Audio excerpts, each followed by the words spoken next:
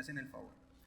Muy bien, Génesis capítulo número 37, versículo 1, empieza entonces a narrarnos la vida de José cuando inició, cuando José aparece en la Biblia, aparece aquí en el contexto y bajo el tema de la familia.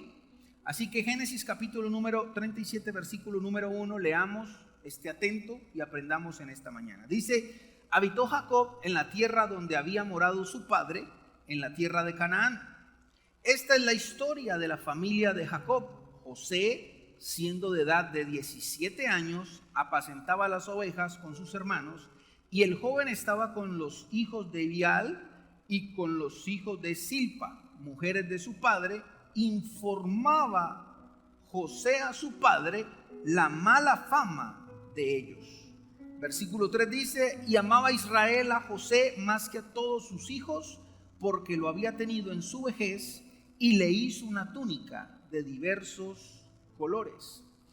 Y viendo sus hermanos que su padre lo amaba más que a todos sus hermanos, le aborrecían y no podían hablarle, ¿qué dice?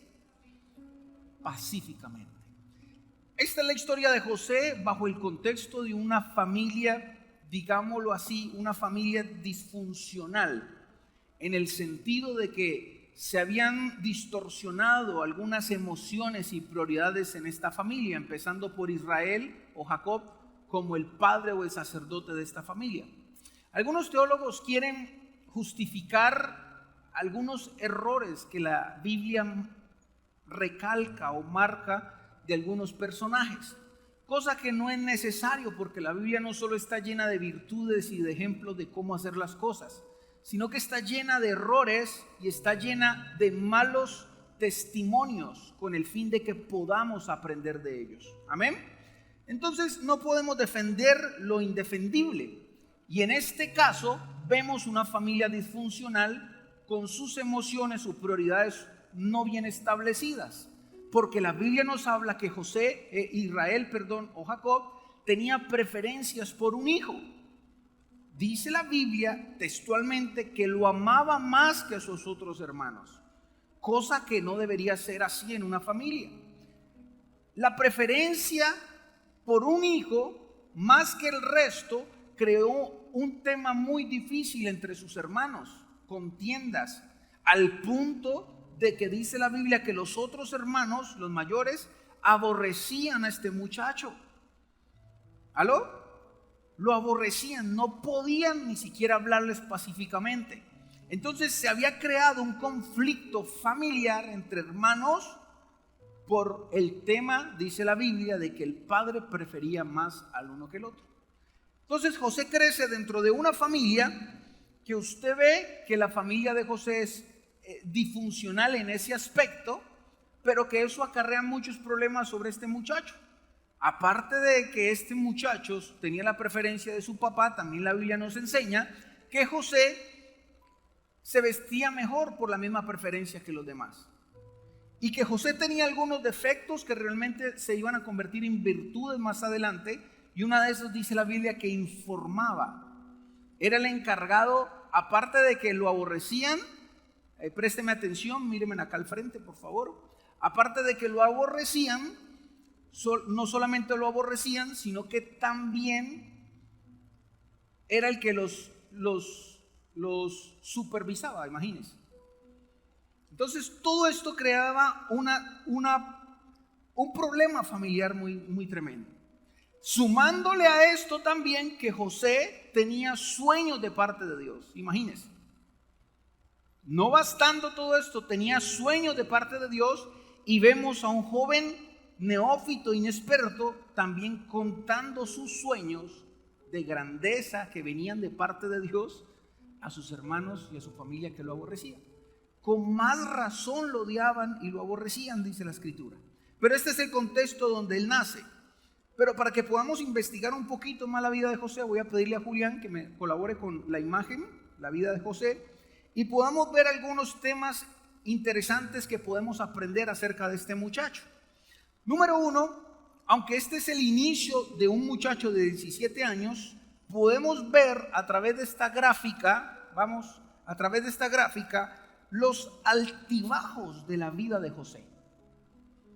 Toda su vida duró teniendo altibajos. Escuche esto.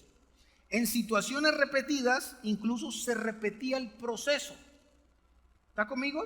Entonces, quiero que usted vea esta gráfica para que a través de esta gráfica nos ubiquemos del proceso a la vida de José.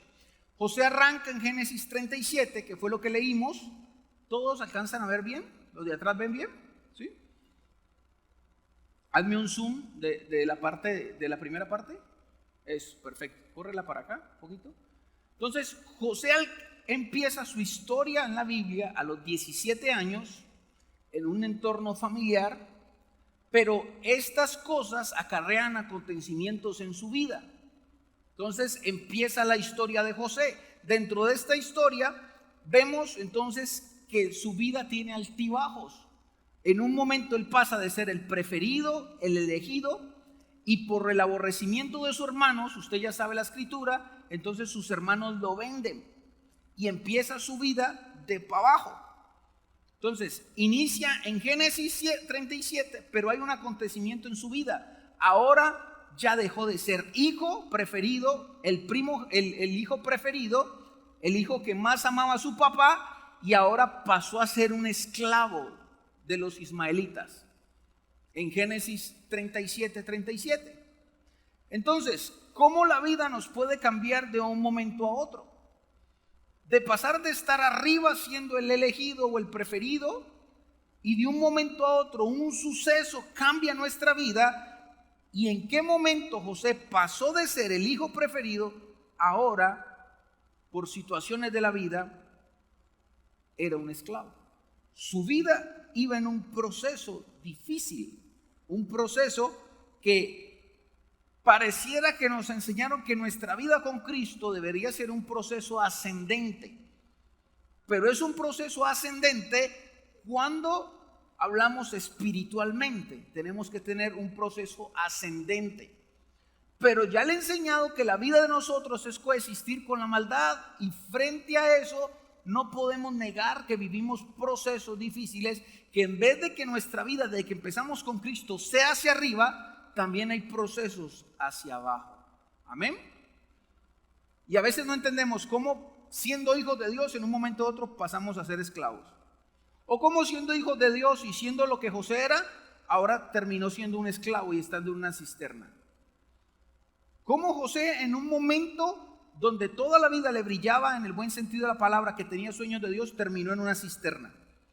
Y estas ideas, vamos con el fondo, ayúdame ahí despacito, atentos acá. ¿Cómo esta idea podemos nosotros interiorizarla y entenderla, de que la vida es así?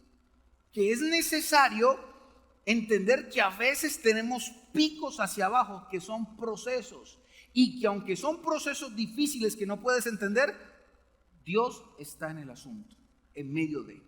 Así que lo primero que vemos es altibajos en la vida de José, pero también podemos ver que hay procesos que se repiten. Nótese desde donde dice esclavos de los ismaelitas, que es un punto muy bajo de su vida, empieza otra vez la vida a ascender hacia arriba. Pero este proceso de estos 3 puntos pasa un tiempo y dale para el otro lado o amplíalo, y se ve que este mismo proceso se repite más adelante en la vida de José. Como que los ciclos se repiten en nuestra vida. Como que un día estamos abajo, otro día estamos en el medio, otro día estamos arriba, pero parece que pasan los años y otra vez estamos en un punto más abajo de nuestra vida, como presos, y vuelve otra vez el proceso a repetirse en nuestra vida. Y aquí se nos puede generar una duda: ¿cuándo va a terminar? ¿Por qué repetimos los procesos? ¿Por qué parece que nuestra vida es repetitiva en algunos aspectos de ella misma? Se repite una y otra vez lo mismo. Empieza abajo y empieza a subir. Llega un momento en la vida que vuelve abajo y vuelve a subir. Y vuelve un momento en la vida, los años después, ya en otra condición como padres, y empezamos a tener problemas y volvemos a subir.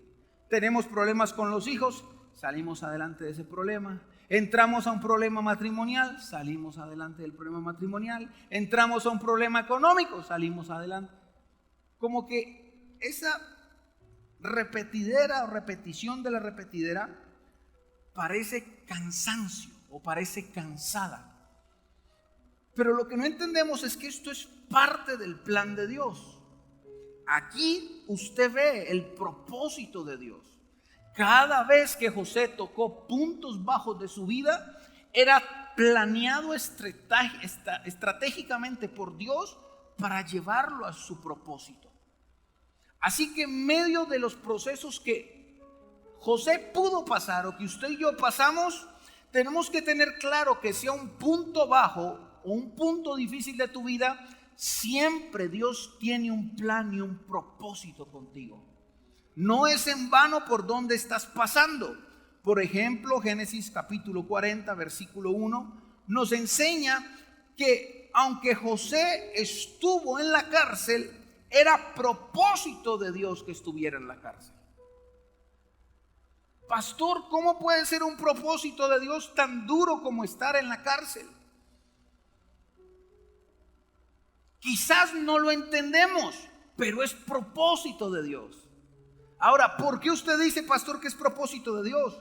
Porque Dios llevó a José a la cárcel para poderlo conectar con el faraón.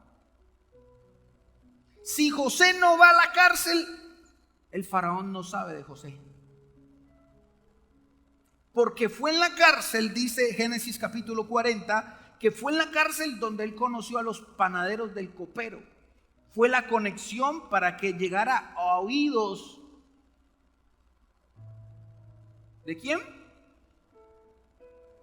Del gobernador, que había alguien que interpretaba sueños. Así que José no entendía por qué estaba en la cárcel, pero Dios sí estaba viendo el panorama. No quites por favor la imagen. Dios sí estaba viendo el panorama. Y sí, Dios tenía trazado un plan. Ahora, quiero mostrarle algo de la vida de José que me parece muy interesante.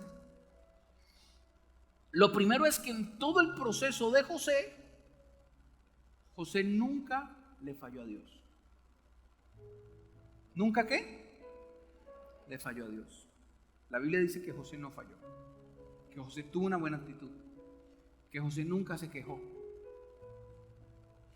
Cuando pasas un proceso que no es que estás asumiendo una consecuencia en tu vida, tienes la garantía que es una plataforma para que te impulses otra vez adelante. Porque a veces pensamos que por nuestras malas consecuencias Dios las usa para bien, yo creo eso. Pero muchas veces no podemos llamar propósito o proceso a las consecuencias que estamos asumiendo. ¿Aló? Por eso la Biblia dice, si tú sufres por causa del nombre del Señor, entonces eres bienaventurado. Pero tiene que ser por causa del Señor. Así que aquí tiene que ver mucho la injusticia, y la injusticia juega a favor de nosotros. Porque cuando usted vive procesos tan difíciles como por ejemplo ser esclavo, ser tratado como un animal, como eran los esclavos en esta época, meterlos en una cisterna como si usted fuera una cucaracha, sin usted tener la culpa, sin usted merecer lo que le está pasando, entonces usted tiene la garantía que está dentro del propósito de Dios y es bienaventurado. Dios tiene un plan cuando te pasan cosas injustas. Si caes a la cárcel sin razón y estás pagando algo injusto, tienes que entender que hay un plan, porque estás viviendo algo injusto, porque estás pasando algo que no deberías estar pasando, pero no puedes quejarte como Habacuc por lo que está pasando, sino que tienes que asumir el plan de Dios de tu vida. Si José está preso en una cárcel y se empieza a quejar, pero ¿por qué Dios es tan malo? Pero si yo oro a Dios, pero si yo amo a Dios, pero si yo bendigo a Dios, ¿por qué me va mal en la economía? ¿Por qué estoy metido en una cárcel? ¿Por qué la enfermedad no se va de mi vida? Y usted empieza en esa actitud mala, negativa, que lo único que demuestra es incredulidad. Entonces usted lo que está haciendo es quejándose del propósito de Dios. Y se va a nublar y no va a poder ver el propósito de Dios. Pero José no nos enseña eso. José nos enseña que siempre le puso una buena actitud a la vida. Y en vez de estarse quejando por qué estaba en la cárcel, empezó a servir en la cárcel. Y en la cárcel se dio cuenta que en vez de estar quejándose por qué estaba en la cárcel, aprovechó sus recursos, sus habilidades. Y en la cárcel fue donde conoció el propósito de Dios, fue donde conoció el panadero. Y el panadero fue el que habló allá y dijo: mira, hay alguien que interpreta sueños. La cárcel fue el punto de conexión para llegar al propósito de Dios. Pero a veces nosotros no queremos pasar por situaciones difíciles por obviar el proceso. Pero quiero que entiendan de parte de Dios que eres bendecido cuando vives cosas injustas. Eres bendecido cuando vas a la cárcel como José por injusticias. Eres bendecido cuando te venden tus hermanos porque te aborrecen. Eres bendecido cuando en la empresa donde trabajas te marginan por ser cristiano. Eres bendecido. Pero muchas veces queremos obviar el proceso porque no entendemos que tenemos un propósito en Dios. Tienes un propósito en Dios. Todo lo que pasa en tu vida, cuando realmente es una injusticia, tienes que abrir tus ojos, tu entendimiento y ver el propósito de Dios. Cuando estamos allí, uno no pregunta ¿por qué?, sino ¿para qué? ¿Aló? Cuando usted está en un punto muy bajo de su vida, prohíbase preguntar ¿por qué? Porque el por qué genera dudas. Y escuche esto, genera respuestas absurdas. Yo tengo un mensaje que se llama Conclusiones absurdas. Buenísimo, búsquelo ahí en YouTube. Cuando usted en momentos difíciles en su vida se pregunta ¿por qué me está pasando esto a mí?, el por qué le va a generar respuestas absurdas. Una respuesta absurda en medio del propósito es que Dios no existe, es que Dios es malo, es que Dios no está conmigo. Son respuestas absurdas porque estás formulando mal la pregunta. La pregunta en la cisterna o la pregunta en la cárcel no es ¿por qué?, es ¿para qué? ¿Para qué estoy aquí? ¿Para qué Dios me trajo aquí? ¿Qué quiere Dios que aprenda de esto? ¿Qué está haciendo Dios con todo esto? Así que usted no pregunte por qué, pregunte para qué. Y cuando preguntas ¿para qué pasan estas cosas?, entonces encontrarás una respuesta sabia. ¿Para qué? Para que descubras el propósito de Dios en tu vida. Porque todo punto bajo de tu vida, siempre en Dios, será una plataforma para llevarte a los puntos más altos donde Dios quiere ponerte. ¿Cuántos dicen amén? Dele un aplauso al Señor.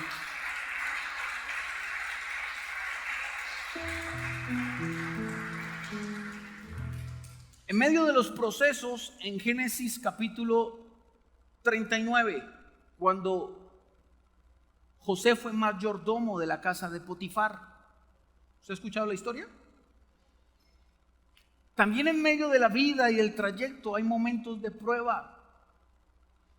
Hay momentos donde eres puesto a prueba. Tu integridad, tu dignidad, tu fe, tu santidad es puesta a prueba.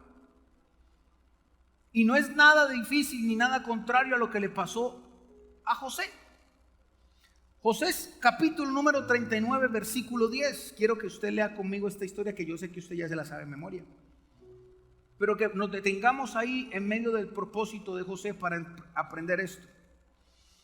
Dice versículo número 10, dice: hablando ella a José cada día y no escuchándola él para acostarse al lado de ella, para estar con ella, o sea, para tener relaciones. Aconteció que entró él un día en casa para hacer su oficio y no había nadie de los de la casa allí. Y ella lo asió por su ropa diciendo: duerme conmigo. Entonces él le dejó su ropa en las manos de ella y huyó y salió. Cuando vio ella que le había dejado su ropa en sus manos y había huido fuera. José estaba en el punto hasta el momento más alto de su vida. Nótese otra vez esto. Esto es una enseñanza, pero necesito que usted la aprenda. Empieza a los 17 años, toca un punto bajo de su vida, sube un poquito de escalón, ya no era esclavo, sino que era esclavo de Potifar. Muy diferente ser esclavo de un ismaelita a ser esclavo de Potifar. Y después, por la gracia de Dios, Dios lo pone como mayordomo de la casa de Potifar. Estaba en el punto más alto hasta ese momento de su vida. Pero en los puntos más altos, por eso usted tiene que cuidarse cuando esté en temporadas muy buenas de su vida. Porque en las temporadas más buenas es donde Dios planea el ataque más feroz para tu vida. La caída de David se dio por dos cosas. Uno, porque se sentía bien. Y dos, porque no estaba en el lugar correcto. Todo estaba bien en el reino, su vida estaba bien, todo andaba bien, el ejército marchaba bien, las cosas caminaban solas, él se descuidó. Y dos, porque él como rey no debía estar en el palacio, debía estar en la batalla. Allí empezó su caída con Betsabé. Allí, en ese momento. Pero a José le pasó lo mismo. Cuando su vida estaba bien, cuando ya no era esclavo, sino que era mayordomo, cuando tu vida está bien, cuando pasaste el problema económico, cuando la familia está bien, cuando la economía está bien, cuando la salud está bien, cuando estás bien con Dios, cuando las cosas empiezan a fluir, que uno dice, estamos teniendo un respiro como familia, como iglesia, como hijos, como empleados, como dueños, como empresarios. Descansamos, nos levantamos en la mañana y decimos, gloria sea al Señor, todo está bien. Hay que tener cuidado porque ahí es donde más se está preparando el ataque del diablo sobre tu vida para hacerte caer. Y no fue cosa contraria a lo que le pasó a José. José, en un momento bueno de su vida, ya había un plan para hacerlo desterrar del propósito de Dios. Y dice la escritura que el plan era que él se acostara con la mujer de Potifar. Yo la apodé Potifara. Y dice que esta mujer lo aseaba y todos los días le decía, duerme conmigo, duerme conmigo. Pero realmente esto es un texto que hay que interpretarlo bien, porque mucha gente habla de la virtud de José y vamos a aprender de una virtud de José, pero nadie habla del error de José. Si la Biblia dice que José salió desnudo, dejó su ropa en ese momento, según la historia y los estudios nos indican una teoría, hablo de que José fue seducido al punto que se quedó desnudo, estuvo a punto de tener relaciones con Potifara. Porque otra teoría que yo no creo es que pensemos que José se dejó quitar a la fuerza la ropa. Cosa que es imposible que una mujer a un muchacho vigoroso como José le quite la ropa a la fuerza. Y más pensando en los atuendos de ese tiempo. En este tiempo usted le quitan la faja, le bajan el cierre y bueno, se quedó ya sin pantalón. Pero yo quiero que usted vea esta imagen, la otra imagen. Normalmente la gente en ese tiempo se vestía así. Era como un enterizo que el hombre tenía, un montón de vainas aquí colgadas dependiendo de la función o el rango que tenían. Y en el centro los hombres tenían un cinturón bien amarrado, que era como la correa de nosotros hoy en día. A ver, razone conmigo un poquito y métale lógica. ¿Usted cree que una mujer o un hombre vigoroso como José a la fuerza realmente le iba a quitar la ropa? Sabiendo que tenía que quitarle el cinturón, que tenía que quitarle esa bata que usaba, que tenía que quitarse todo, porque dice la Biblia que salió desnudo. Para mí esta teoría no es lógica. Para mí es lógico entender de que José se vio seducido por Potifar. que José empezó a caminar al borde del precipicio entre lo correcto y lo incorrecto. Por eso, otra pregunta que se formula mal, sobre todo los jóvenes, es: ¿hasta dónde puedo hacer las cosas sin llegar a pecar? O sea, nuestra vida hay dos opciones: el precipicio y el lugar seguro. La gente necia quiere caminar al borde del precipicio, es decir, hasta dónde yo puedo gozar la vida pero sin caerme. Y le gusta vivir su vida aquí, así, jugando al equilibrista.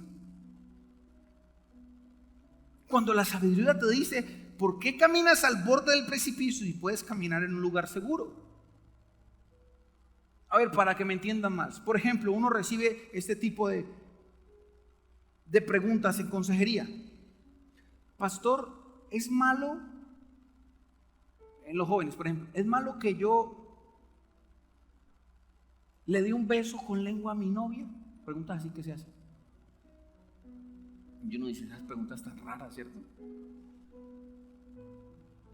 Pastor, pero nosotros nos quedamos solos en la casa y nos acostamos a ver Netflix y ella me sube la piernita y yo le toco la piernita, pero nosotros no pecamos, pastor. Eso no es pecado. Les gusta andar al borde del precipicio. O sea, ¿hasta dónde es pecado para yo ir al límite? Y se hacen preguntas demasiado falta de sabiduría, como por ejemplo: pastor, ¿yo puedo ir a bailar?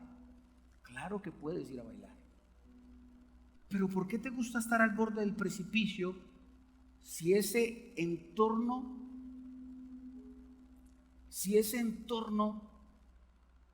es un entorno que te hace ir al borde del precipicio?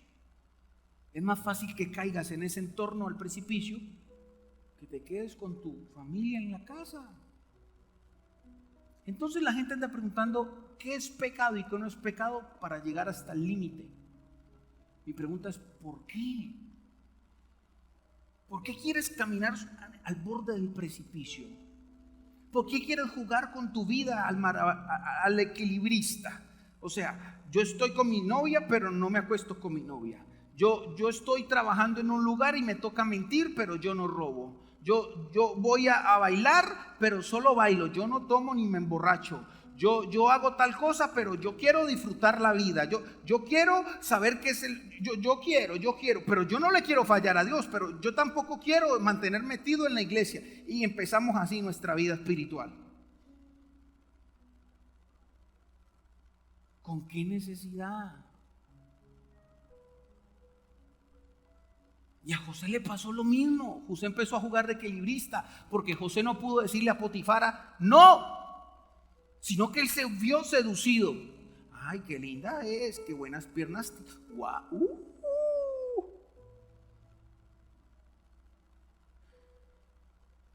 Y ya déjeme un poquito imaginarme, porque son cosas que no dice la Biblia, pero para llegar al punto de estar desnudo, por favor. Ahí se seducieron, ahí se calentaron las hormonas. ¿Sí o no? ¿O usted cree que no? Hombre, ¿falló José? Sí, falló. ¿Se equivocó José? Sí, se equivocó. Porque es más fácil caminar sobre un lugar seguro y decir no. Sí, tal vez no es pecado que estemos usted y yo solos aquí en este cuarto, pero aunque no es pecado, tampoco es sabio. Entonces yo soy tan inteligente que aunque eso no es pecado, pero tampoco es sabio. Hágame el favor y se va, o salgo corriendo. Pero se quedó a solas con Potifara, pero se dejó seducir el oído y empezó a acercarse al precipicio. Y se acercó un poco más y un poquito más, y quizás la besó, y quizás empezaron a tocarse, y quizás se calentaron sexualmente, al punto que quedaron desnudos. Al punto que quizás José ya tenía un pie más acá que acá. Porque ya una vez que usted esté desnudo, caliente y todo esté listo para que usted haga lo que en teoría tiene que hacer, es más difícil decir que no. Acá, cuando recién estamos solos, vestidos, sin nada de este preámbulo sexualizado, decir que no es fácil. No me voy a acostar con usted, Potifara. Pero decir que no aquí al borde del precipicio, cuando ya estoy desnudo, cuando ya mis hormonas se calentaron, cuando ya se me subió la sangre al cerebro, decir aquí que no lo hace cualquiera. Pero esto es falta de sabiduría. Porque decir que no aquí no lo hace cualquiera. Es más, todos quizás hemos perdido el examen aquí. ¿Por qué? Por estar preguntando, ¿es pecado? No es pecado, pero no es sabio. Y después dice que la iglesia los obligamos a ser religiosos y que todo es pecado. Aquí nadie le está diciendo qué hacer, le estamos enseñando sabiduría. Hombre, di que no acá, que es más fácil, aquí estás seguro. Aquí decir que no es fácil, pero ¿por qué te gusta ir hasta el borde, al punto que tengas que decir que no acá cuando estás que te caes? Ahora, ese fue el error de José, pero la virtud de José es que hace lo que muy pocos hombres y mujeres logran hacer, que es en medio del precipicio decir, salgo corriendo, señores. Eso no lo hace cualquiera. Ya usted untada la mano, untada el codo. ¿Sí o no? Entonces eso es un tema de sabiduría. Pero José, aunque falló desde mi concepto, él falló al quedarse desnudo con esta mujer, tuvo una virtud que es la que sí enseñan y también tengo que recalcarla. Tuvo la capacidad de decir, ¿qué estoy haciendo? Voy a echar a perder la confianza que Potifar me ha dado. Voy a echar a perder todo lo que he construido hasta ahora. No, yo no puedo hacer esto. Y así, con el emocionado y activo, salió corriendo y huyó, dice la Biblia. Se equivocó por caminar por el precipicio, sí. Y déjame decirle que ninguno de los que estamos aquí es José. Y si usted ha intentado ser José, estoy seguro que ha caído. Porque es muy complicado decir que no cuando tienes un pie así. Bendito sea el Señor que José pudo. Pero yo soy honesto, yo no pude. Y no solo hablo de un tema sexual, hablo de cualquier tema donde usted sabe que se puede caer y le está fallando a Dios. Donde sea tu debilidad. Si tú llegas al borde del precipicio en tu debilidad, créeme que es muy complicado que digas que no. Yo no pude en mi debilidad decir que no. Porque no soy José. Pero la historia me enseña es no llegar al punto de salir huyendo cuando yo esté ya al borde del precipicio desnudo en el tema de José. El punto es que yo puedo decir que no, estando acá, no allí al borde. Y esto es sabiduría. Ahora, pastor, de todas maneras, él asumió una consecuencia. Fue a la cárcel porque no le creyeron. ¿Sí o no? Pero aquí es donde se marca una diferencia. Es muy diferente que usted vaya a la cárcel por una mentira a que usted vaya a la cárcel porque haya sido verdad. ¿Aló? José de todas maneras terminó en la cárcel. Pero él llegó con una verdad. La verdad es que yo no me acosté con ella. ¿Aló? Pero si él llega a la cárcel con una verdad es, sí, la embarré. ¿Aló? Entonces, ¿a qué le llamamos la cárcel? ¿Un proceso o una consecuencia? En el caso de José fue un proceso, pero quizás en el caso de nosotros a veces son consecuencias. Y sí, Dios está en medio de las consecuencias, pero es muy diferente. La Biblia dice, muchos hablarán mal de ti diciendo mentiras. Qué bueno es sufrir porque digan cosas mentiras tuyas. Pero qué duro es sufrir cuando la gente está hablando una verdad tuya. Amén. Levante sus manos y diga conmigo, a partir de esta mañana voy a ser sabio. No voy a caminar al borde del precipicio. Diga, Señor, dame sabiduría. No quiero caminar al borde del precipicio. Quiero caminar sobre lugares seguros. Y para eso necesito la sabiduría. Voy a decir que no en terreno seguro. Nunca al borde del precipicio. ¿Cuántos dicen amén? Ahora,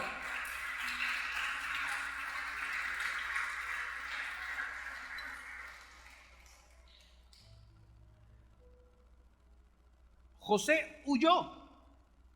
¿Qué hizo José? Salió corriendo. Esta expresión huir, creo que necesitamos aplicarla si queremos ser sabios.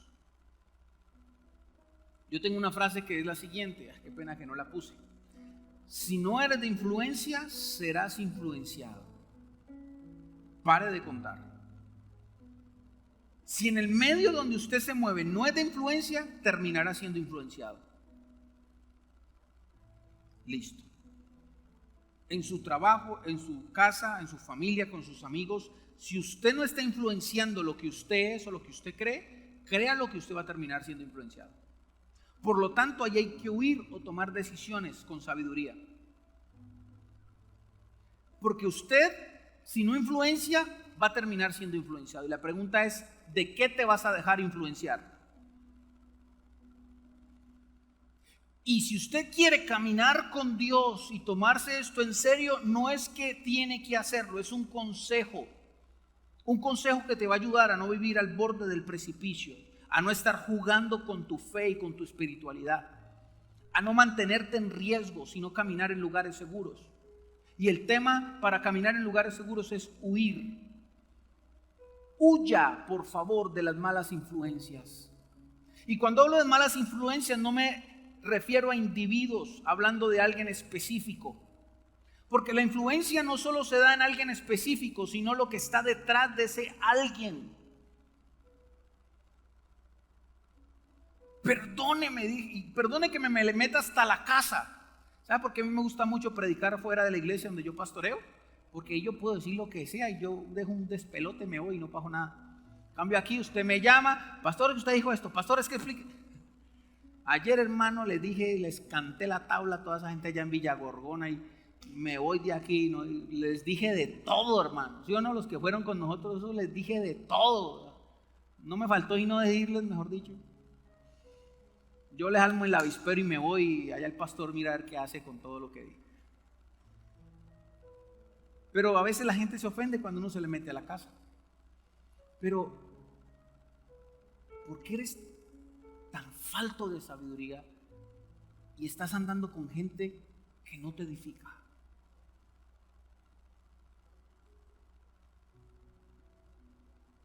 Hombre, aquí no es un tema de decir, la rumba es pecado. La Biblia no dice que usted puede ir a rumbear y que dice literalmente que rumbear es pecado. ¿Dónde dice? No dice.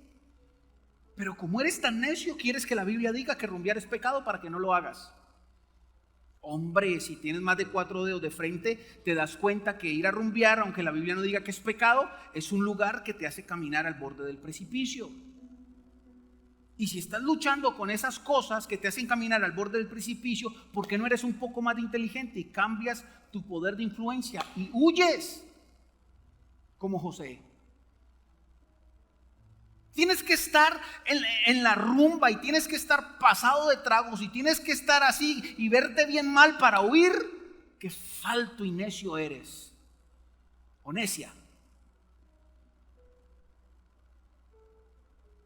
Huya. Uno de los secretos de mantenerse con Dios en este asunto no es uno apartarse de la gente y volverse enemigo de la gente, no, porque en algún momento yo tengo que influenciarlos a ellos, pero yo entiendo que si yo no soy de influencia, ellos me van a influenciar, así que yo primero me preparo con Dios, me engordo espiritualmente, cojo músculo y después voy a buscarlos para influenciarlos cuando sé que no me van a influenciar. Pero cuando yo estoy empezando los caminos de Dios, qué necesidad es yo seguir con la gente que sigue haciendo lo que yo antes hacía, que ya hacen lo que es mi debilidad, lo que a mí me atrae, y seguir andando con gente que lo único que va a hacer es hacer que camine por el precipicio y me caiga. Entonces vivimos una doble vida. Los domingos aquí nos arrepentimos y allá afuera pecamos. ¿Por qué? Solo por tu necedad de no tomar una buena decisión en tu vida. Huye de esas amistades si sabes que te están influenciando. Huye de esas relaciones tóxicas si sabes que te están influenciando. Huye de esos círculos sociales que sí son muy lindos y muy todo, pero sabes que no te llevan a nada bueno.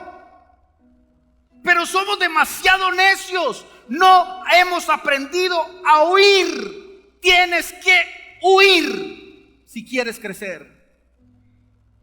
Tienes que huir. Sal corriendo. Es momento de huir. Es muy necio si tú vienes de un problema de drogadicción, que te sigan viendo con los drogadictos. Pastor, es que los estoy evangelizando. ¿En serio? Si lo estás influenciando, bendito sea Dios. Pero si uno ve que pasa el tiempo y usted se pone la misma gorra que ellos, los mismos aretes que ellos, y no estoy diciendo que esto sea pecado, simplemente que se empieza a parecer a ellos y empieza a hablar así, uy mano, y se baja la gorrita así, y se pone los pantalones por acá, que se le vean las mini nalgas, porque ya los jóvenes hoy en día no tenemos nada de eso. Y empieza a caminar así. ¿En serio? ¿Los estás influenciando? ¿O te estás pareciendo a ellos? ¿Aló?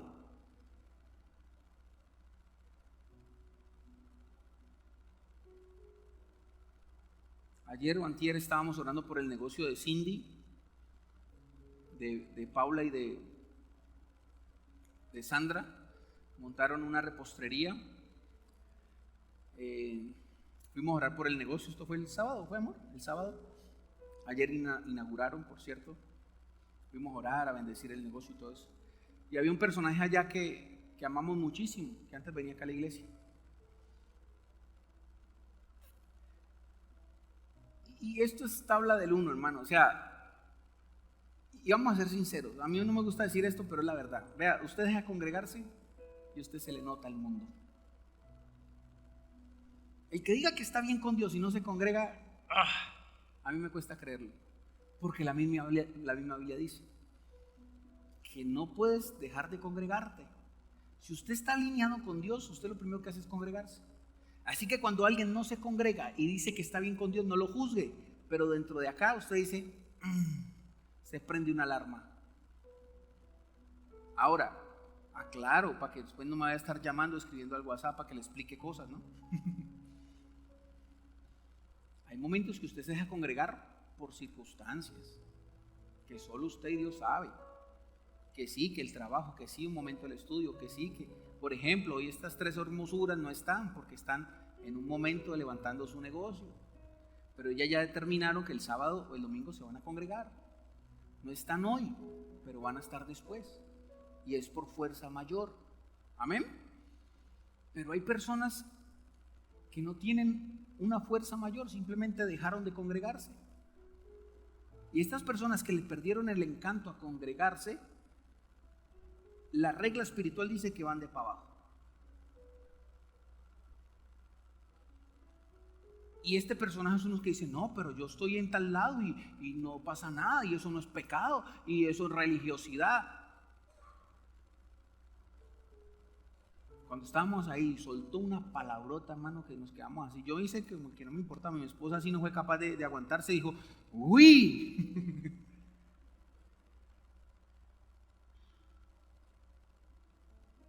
Sí, de pronto él no se siente en el mundo porque de pronto no está, digámoslo así, fornicando, un ejemplo.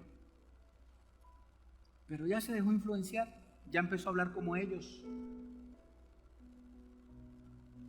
¿Qué tiene que hacer una persona que ha caído en este caso? Huir. Tienes que salir de esos medios. Tienes que alejar a esas personas, no porque las odiamos, no. Tienes que alejarlas porque hoy por hoy son tóxicas para tu relación con Dios. Cuando te vuelvas fuerte espiritualmente, vuelve a buscarlas. Pero ya el poder de influencia lo ejerces tú, no esa persona. Amén. No vamos a ser ratones de iglesia, como se dice por ahí, que somos nosotros y solo nosotros. No, hay que ir allá afuera. Pero una cosa muy diferente es que usted vaya allá afuera y tenga que relacionarse 8 horas laborales con alguien. Tiene que hacerlo. No vaya a salir con el tema que va a renunciar, porque no, tiene que coexistir con la maldad. Pero yo hablo es después de tu tiempo de ocio. Sí, usted se aguanta las malas palabras en su trabajo, le tocó, hermano, pídele al Señor que le ayude. Pero no me diga que después de trabajar o el fin de semana usted se va a ir a rumbear con ellos mismos. Ahora, ¿puedes hacerlo? Hágalo. ¿Es pecado? Ya se lo dejo a su conciencia. Pero lo único que le digo es que usted está siendo necio y está empezando a caminar al borde del precipicio. Y es más fácil que caigas en una rumba que caigas en tu casa con tu familia. ¿Aló? Es más fácil que caigas con esos amiguitos yendo por allá, yo no sé a dónde, a que salgas con tu familia a comerte un helado, que es un círculo protegido. Estás con los tuyos. ¿Aló? Entonces esto es un tema de oír, de sabiduría, de dejar la necedad. ¿Por qué? ¿Porque es pecado o porque no es pecado? No es el tema, no estamos debatiendo el pecado, estamos debatiendo la sabiduría. Hay que ser sabios. ¿Cuántos dicen amén? Diga conmigo, voy a ser más sabio. ¿Será cierto eso? Algo muy importante en medio de todo el proceso de José, la imagen otra vez del gráfico. En medio de todo el proceso de José, hay algo que Dios siempre mostró, que Él estaba con José. La Biblia nos enseña y habla que siempre que José estuvo en puntos bajos o en puntos intermedios o en puntos altos, siempre estaba con José. La Biblia nos muestra en Génesis capítulo 39, versículo 2, versículo 21 y versículo 23. Siempre que José pasó por momentos difíciles, la Biblia dice, pero Jehová estaba con José. Pero Jehová estaba con José. José cayó a la cárcel, pero Jehová estaba con José en la cárcel. José cayó en la cisterna, pero Jehová estaba con José en la cisterna. José fue engañado por Potifara, pero Jehová estaba con José. Siempre en la vida de José, en los puntos buenos, altos, medios o bajos, siempre usted nota en estos versículos que se recalca que Dios estuvo con José en todo su proceso, aun cuando sus pies se iban deslizando, quedándose desnudo. Y esta es la garantía para nosotros los hijos de Dios, entender que en el punto más bajo de tu vida o más alto de tu vida, Dios está contigo. No estás solo en medio del propósito. Si estás en la cárcel, no estás solo. Si estás en la cisterna, no estás solo. Si estás en la enfermedad, no estás solo. Si estás viviendo momentos difíciles, Jehová está contigo. Yo me paro en esa promesa y quiero ser como José. estoy metido en una cueva, pero Dios está conmigo en la cueva.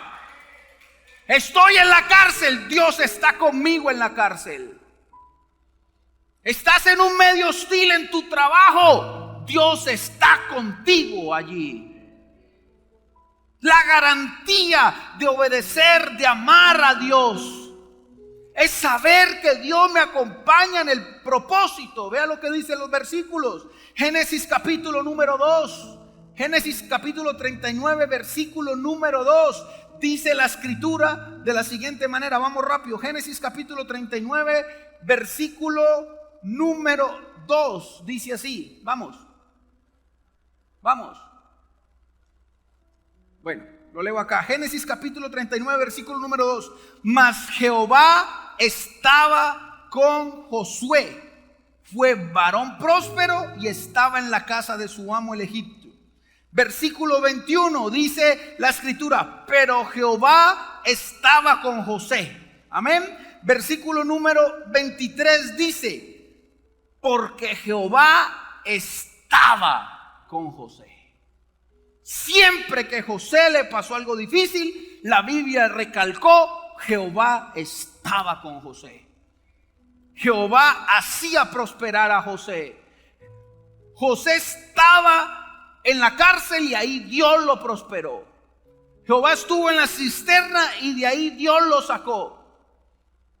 Es una garantía, es un hecho de la compañía de Dios, de la presencia de Dios en nuestra vida. Siempre Dios va a estar con nosotros en el nombre de Jesús. ¿Cuántos dicen amén?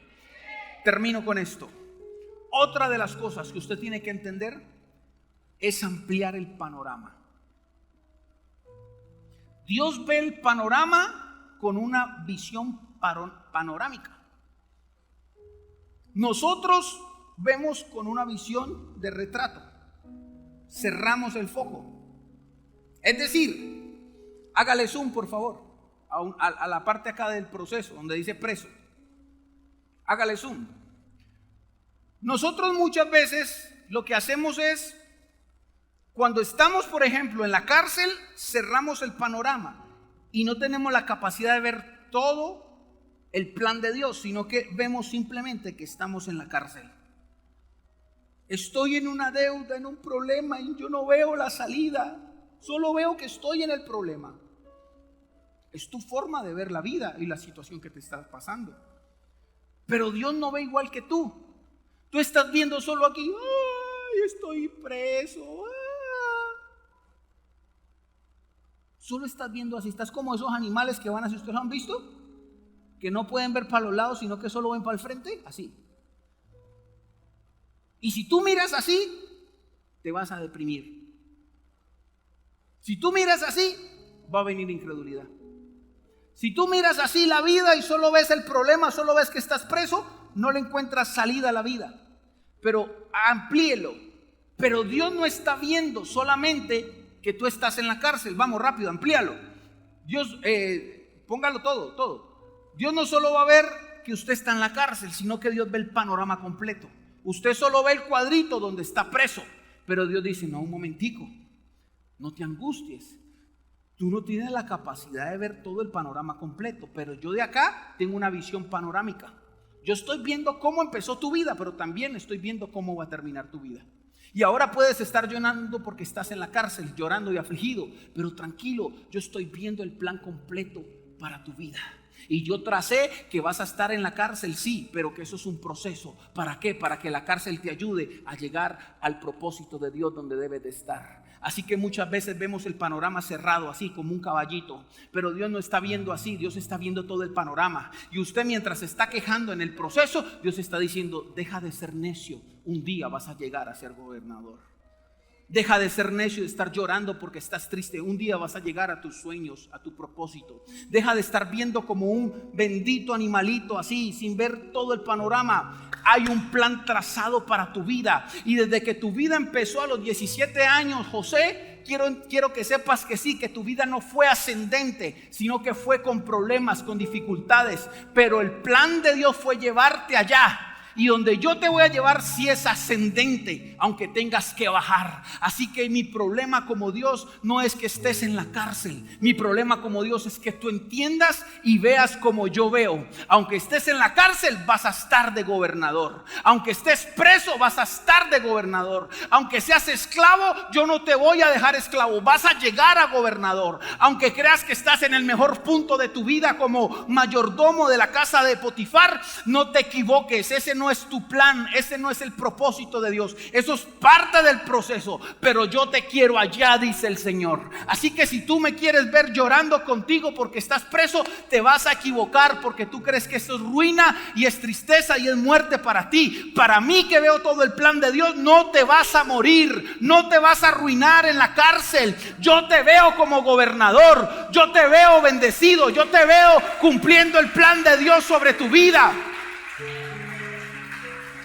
Ampliemos el panorama. Hay un propósito de Dios con lo que estás viviendo. ¿Cuántos dicen amén? El proceso de José duró 13 años, desde los 17 hasta que llegó allá. 13 años, hermano. Porque su historia empezó a los 17 y él empezó a gobernar a los 30. Son 13 años. ¿Cuántos años le duró el proceso? 13 años para llegar al propósito de Dios. Pero José vivió 110 años. Escuche esto. 13 años de tribulación versus 97 años de bendición. ¿Ah? Si sigues viendo como un animalito, solo ves los 13 años. Pero fueron 13 años siendo procesado para vivir 97 años cumpliendo el propósito de Dios. El tiempo de tu proceso no es el mismo tiempo de tu bendición. ¿Aló?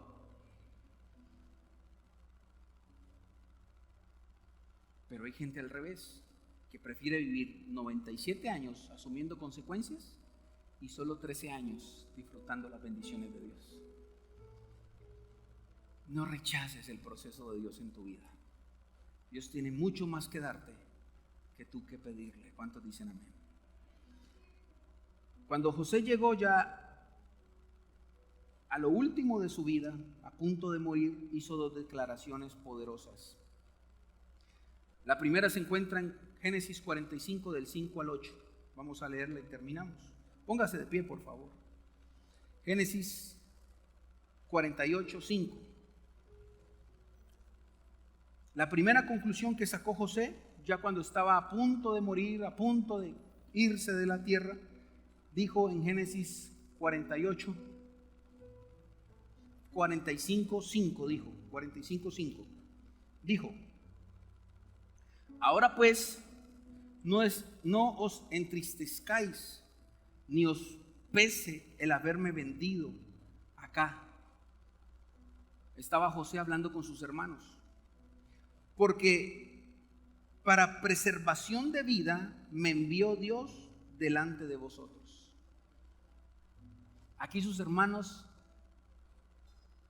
tenían hambre y habían ido a Egipto a buscar comida, con la sorpresa que se encontraron de que el gobernador de Egipto, el administrador de Egipto, era su hermano, el que ellos habían vendido.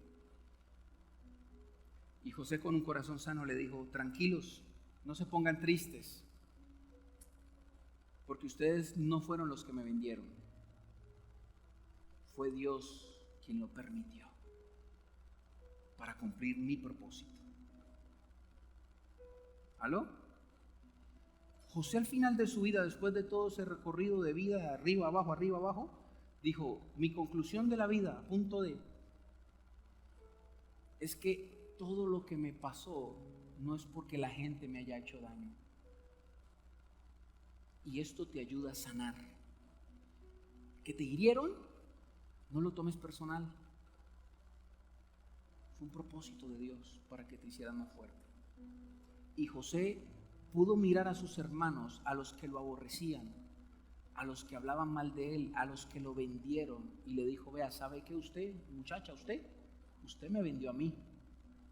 Pero quiere decirlo que por encima de usted yo entiendo que quien permitió que usted me vendiera no fue su maldad, fue Dios. Y aunque usted me aborrecía, Dios lo permitió. ¿Sabe para qué? Para que hoy yo pueda alimentarla a usted que me vendió. José sanó su corazón cuando entendió que todo lo que le pasaba no era por la mano mala de la gente, sino porque Dios lo permitió. Levanta tu mano al cielo. Todo lo que te haya pasado, que te haya dolido, que haya sido difícil para ti, tienes que entender y no tomarlo personal. Tienes que entender que Dios lo permitió, aunque sea muy difícil de entender, entiéndelo. ¿Para qué? Para que haga parte del plan. Sana tu corazón en esta mañana y entiende con todo tus fuerzas, tus ganas, tu fe, que lo que ha pasado te va a ayudar para bien.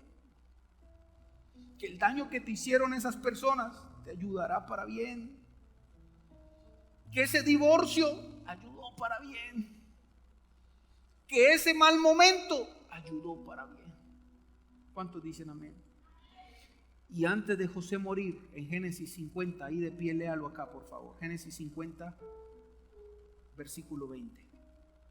Dice así: vosotros pensasteis mal contra mí, mas Dios lo encaminó a bien, para hacer lo que hoy vemos, lo que vemos hoy, para mantener mi vida en vida a mucho pueblo. Leo otra vez: vosotros pensasteis mal contra mí, mas Dios lo encaminó a bien, para hacer lo que vemos hoy, para mantener en vida a mucho pueblo. Dice José, ya a punto de: ustedes pensaron mal contra mí, pero ese mal que ustedes pensaron contra mí, Dios lo encaminó para bien, para llevarme a ser el gobernador de esta tierra y preservar la vida de ustedes. En otras palabras, él entendió que Dios estaba en el asunto. Y en otras palabras, un versículo muy conocido por todos ustedes, Romanos 8:28. ¿Qué dice?